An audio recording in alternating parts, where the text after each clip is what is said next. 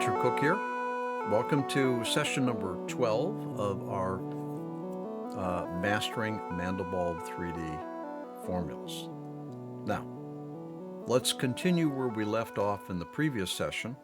Let's talk about this function right here. We're still on the formulas window.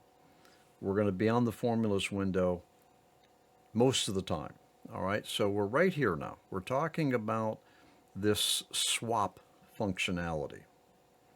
Let me just do a reset here, recalculate, so I got a nice base to continue with. Now, let's say that we have let's put a formula over here. Let's make it a nice, easy, simple one to remember. All right, so I have Axion C in formula slot number 2, and I have integer power on slot number 1. What this does is it will move a formula from your current slot, the slot that's currently selected, to the next slot over. All right, so formula 1, I've got integer power. Formula 2, I have Axion C. Let's go back to formula 1, and let's punch this. All right, so integer power went over to formula slot number 2, and I think we can expect that the Axion went over to formula slot number 1. All right, so let's swap that. Now Axion, let's swap that. Okay, so there we go. We're back to our start.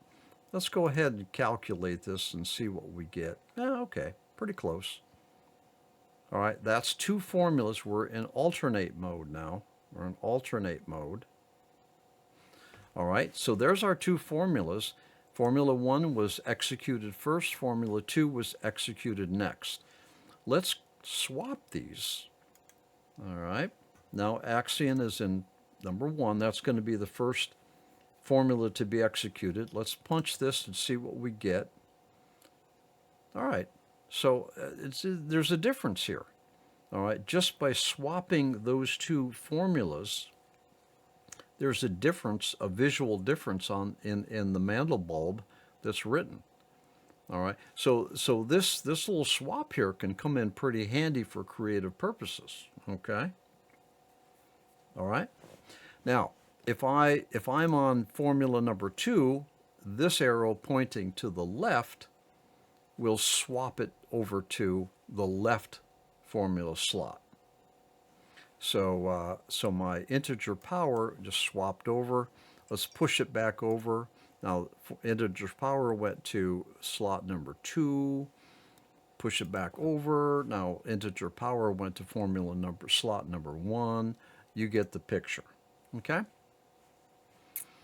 Now if I'm over on, say, formula 2, now, if I do this, a little tidbit for you here. If formula 3 does not have, slot number 3 doesn't have any formula. All right, let's get on formula number 2, and I'm going to do a swap. So what I've done here is I've actually swapped Axion C, which was in formula slot number 2. I've swapped it with formula slot number 3.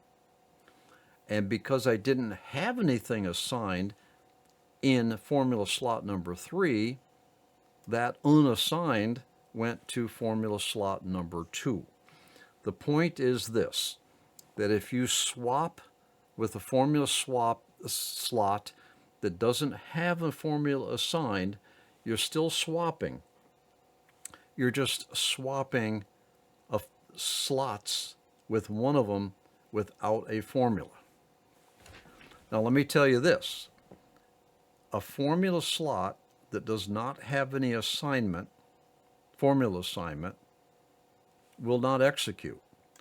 Iteration count is 0. It's not going to execute. It will make no difference up on your screen. But you can swap with a slot that doesn't have a formula assigned. Sort of like, what's the point? This formula sequence is going to run integer power first, the way it's configured right now. Doesn't run. And it's going to run, no, it's Axion 2. So a formula slot that does not have an assignment, a formula assignment, isn't going to execute. But you can still swap it, which is kind of weird, but I understand it. All right, so that's formula swapping. All right, on Formula 1, you obviously can't swap to the left because there is no formula slot to swap to, and therefore it's disabled. Formula number 6, you can't swap to the right because there is no formula slot 7. Okay? All right, so that's it. So that's it. Now that can have some very interesting creative results. All right, let's talk about these other two here in the few minutes that we have. I just did a reset. I'm going to recalculate. Now down here, disable analytical DE. Now we're going to pick this up again a little bit when we get talking about the formula categories. Now you may remember if I mentioned that 3DA, A stands for analytical, 4DA A stands for analytical. Now the analytical basically says you're allowing the Mandelbulb3D software to determine the DE value. Now if you want a deep discussion on the DE, refer to my series about Mandelbulb animation, tutorial series number 1.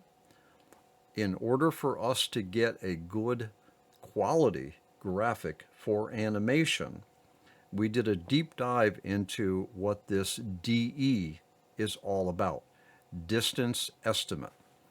The Mandelbulb3D software is a distance estimating rendering methodology, obviously focused on Mandelbulb or three-dimensional Mandelbrots. All right. So what you're doing down here is that you're saying if you have a 3DA formula here, all right, 3DA or 4DA, A meaning analytical, you're basically saying turn off the analytical part. Now I can tell you this from reading and experience, don't bother turning off the analytical DE. The Mandelbulb3D application actually does a pretty good job in determining the DE. You'll notice up here in this area that we have a DE stop, all right? And what we're doing is when we pick a 3DA formula or a 4DA formula, we're actually telling Mandelbulb, go ahead and allow the software application to determine the DE stop, or don't determine the DE stop. Typically, you want to leave it on. Okay? All right. So that's it. So in this session so far now, we've talked about this formula slot swapping, and we talked about this disable analytical DE that only applies when you have a 3DA or a 4DA formula selected and assigned. Okay. And keep in mind too that this control here pertains to the formula sequence. It's turning off all of the analytical DE on all of the formulas. All right. All right, so let's end this session right here because we're up around 10 minutes. And when we come back, I want to talk about this inside and outside control. And I think you'll find that quite interesting, okay? All right, so I'll see you in the next session.